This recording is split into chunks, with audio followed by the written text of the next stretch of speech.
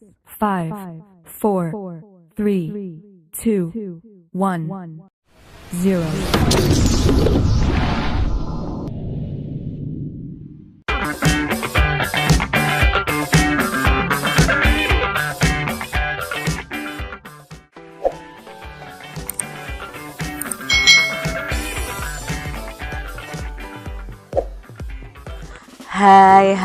Hai. Selamat datang di channel YouTube Kak Citra. Apa kabar adik-adik semuanya? Kak Citra berharap kalian dalam keadaan yang baik, sehat, dan siap untuk belajar ya.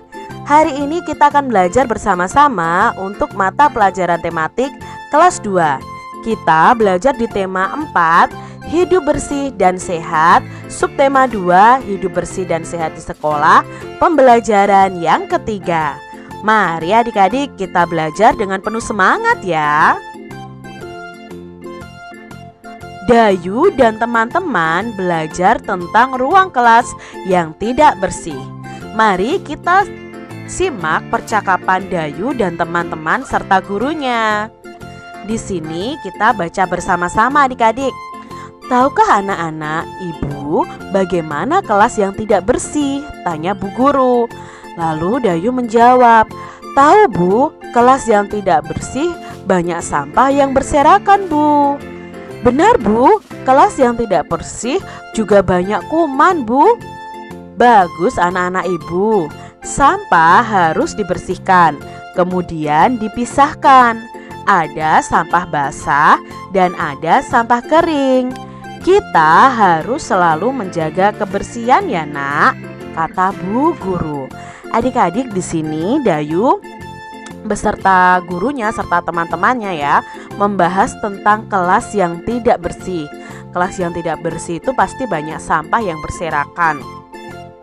Kelas yang tidak bersih itu juga banyak kumannya. Maka kalau kalian melihat kelas kalian kotor dan tidak bersih, banyak sampahnya, harus segera dibersihkan. Di sini ada beberapa pertanyaan yang akan kita jawab bersama-sama adik-adik. Apa isi percakapan guru, Dayu dan teman-temannya? Ya, mereka sedang membicarakan kelas yang tidak bersih. Pertanyaan yang kedua, bagaimana ciri-ciri kelas yang tidak bersih berdasarkan bacaan tadi? Nah, ciri-cirinya banyak sampah yang berserakan, tidak tertata rapi, itu ciri-ciri kelas yang tidak bersih. Pertanyaan yang ketiga, bagaimana pendapat adik-adik tentang isi percakapan guru, Dayu dan teman-temannya? Menurut Kak Citra itu percakapannya bagus karena kita jadi tahu bahwa kelas yang tidak bersih itu banyak kumannya. Berikutnya, apa yang harus kamu lakukan jika melihat kelas kotor? Ya, yang harus kita lakukan adalah segera membersihkannya. Lalu bagaimana sikapmu jika melihat teman membuang sampah di ruang kelas? Bagaimana sikap adik-adik? Ayo.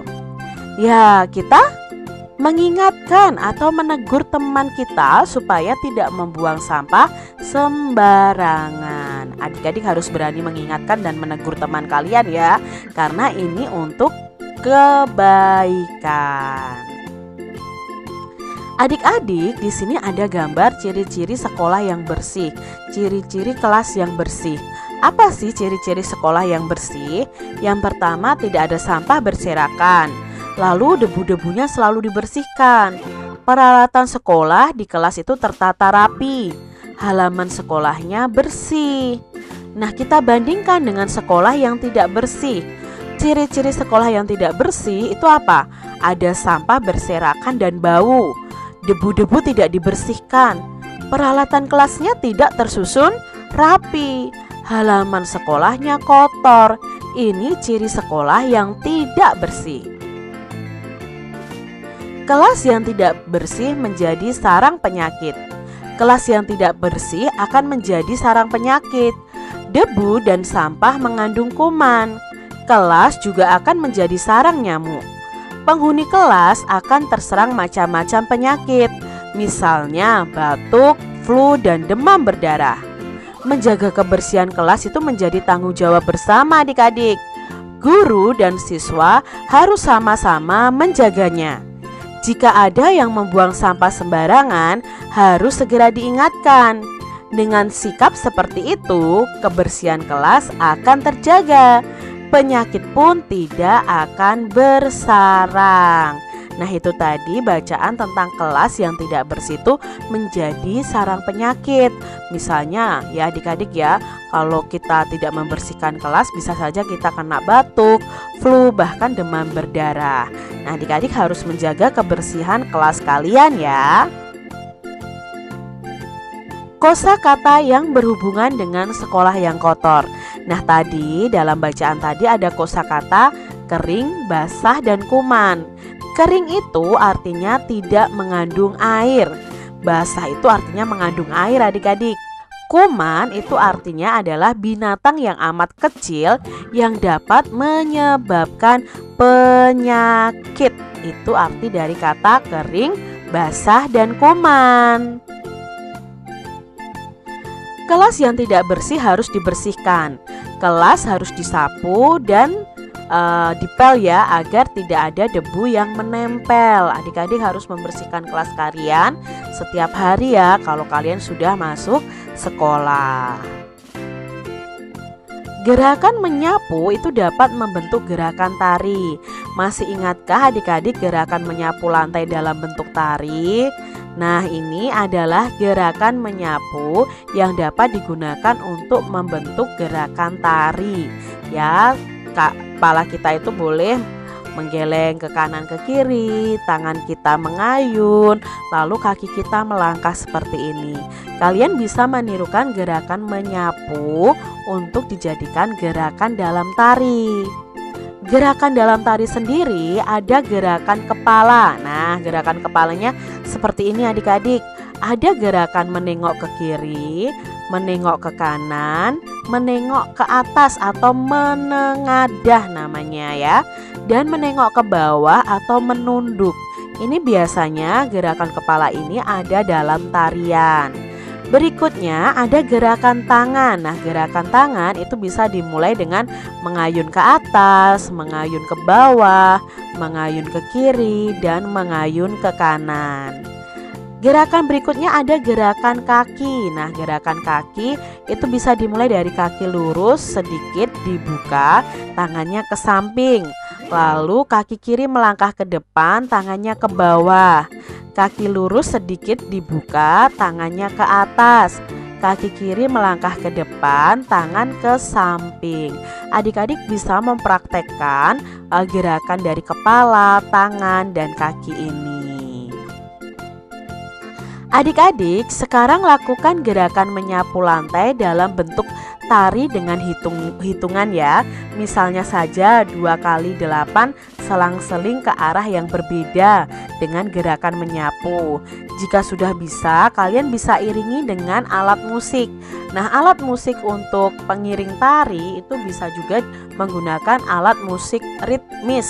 Alat musik ritmis itu alat musik yang tidak ada melodinya. Contohnya di sini ada gendang, rebana, tamborin, dan tifa. Coba amati kembali gambar alat musik tifa. Nah, permukaan dinding tifa itu membentuk pola bangun datar. Di sini ada yang berbentuk segitiga dan ada yang berbentuk segi 4.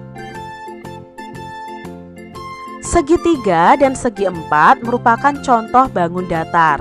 Tahukah kamu contoh bangun datar yang lain? Nah, di sini ada bangun datar segi 5 dan segi 6. Adik-adik tentunya masih ingat tentang ciri-ciri bangun datar. Nah, ciri-ciri bangun datar itu ada sisi, sudut, dan titik sudut. Bangun datar, yuk kita ingat-ingat kembali ya. Bangun datar segitiga. Jumlah ruas garis atau sisinya itu ada 3. Titik sudutnya ya, titik sudutnya itu ujung bertemunya kedua garis, itu disebut titik sudut. Titik sudutnya juga ada 3, lalu sudutnya sendiri juga ada 3. itu semua segitiga sama adik-adik. Segitiga sama sisi, segitiga sama kaki, segitiga siku-siku, segitiga sembarang. Itu jumlah ruas garis, titik sudut dan sudutnya ada 3. Lalu bangun datar berikutnya adalah segi 4. Segi 4 itu macamnya ada banyak, ada belah ketupat, layang-layang, persegi, persegi panjang, jajar genjang, trapesium. Itu merupakan bangun datar segi 4.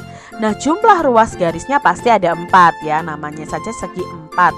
Berarti ruas garisnya ada 4, titik sudutnya ada 4, sudutnya juga ada 4.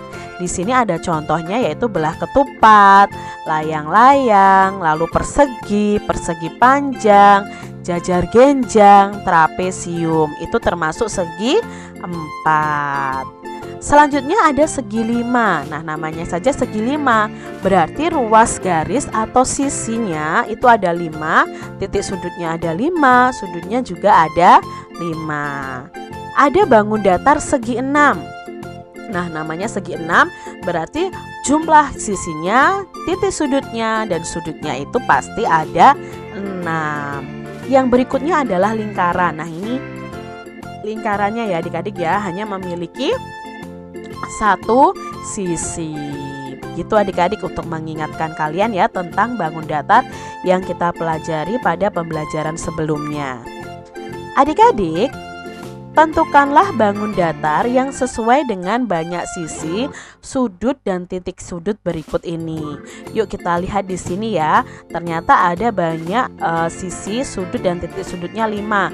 Berarti nanti di sini adalah bangun segi 5. Sedangkan yang di sini banyak sisi, banyak sudut dan titik sudutnya ada 6. Berarti di sini nanti yang termasuk dalam segi 6. Kita lihat gambar yang A. Nah, gambar yang A ini termasuk segi 5 atau segi 6. Kita hitung saja sisinya. 1, 2, 3, 4, 5. Berarti termasuk dalam segi 5. Panahnya berarti ke gambar gajah yang ini karena banyak sisi, sudut dan titik sudutnya ada 5. Sekarang gambar B adik-adik. Nah, gambar B ini ada berapa ya jumlah sisinya? Coba adik-adik hitung. Ya, bagus, ada 6. Berarti ini termasuk dalam bangun datar segi 6. Sekarang gambar yang C adik-adik. Coba hitung jumlah sisi, sudut, dan titik sudutnya. Wah, bagus ya, ada 5 ya. Berarti termasuk dalam segi 5. Sekarang yang D ini juga termasuk dalam segi 5. Sekarang adik-adik, ini segi 5 atau segi 6 ya? Coba hitung banyak sisi, sudut, dan titik sudutnya. Ya, ada 6. Maka E ini adalah bangun segi 6. Selanjutnya adik-adik kita kelompokkan sesuai dengan banyak sisi, sudut, dan titik sudutnya. Apakah termasuk segi 5 atau segi 6? Nomor 1 ini termasuk dalam segi 5. Nomor 2 itu termasuk dalam segi 5 atau segi 6 adik-adik. Ya, hebat, ini masuk dalam segi 5 karena sisinya ada 5, sudutnya ada 5, dan titik sudutnya juga ada 5. Lalu gambar yang ketiga yang di sini adik-adik termasuk segi 5 atau segi 6 ya? Ya, ini termasuk bangun datar yang berbentuk segi 6 ya adik-adik ya. Gambar nomor 4 adik-adik termasuk bangun datar apa ini? Ya, bagus, ini termasuk bangun datar segi 6. Sedangkan nomor 5 itu bangun datar apa? Hayo, banyak sisinya berapa, sudutnya berapa, dan titik sudutnya berapa? Ya, ada 5. Berarti bangun datar yang berbentuk segi 5. Mudah ya adik-adik ya. Demikian tadi adik-adik pembahasan kita di tema 4, subtema 2, pembelajaran yang ketiga. Semoga video pembelajaran ini bermanfaat untuk adik-adik semuanya. Dan sampai jumpa lagi di video pembelajaran Kak Citra selanjutnya. Tuhan memberkati. Jangan lupa tekan tombol subscribe, lalu tekan loncengnya, tekan juga tombol like, lalu share ke media sosial kalian. Jangan lupa untuk ikuti media sosial Kak Citra. Terima kasih.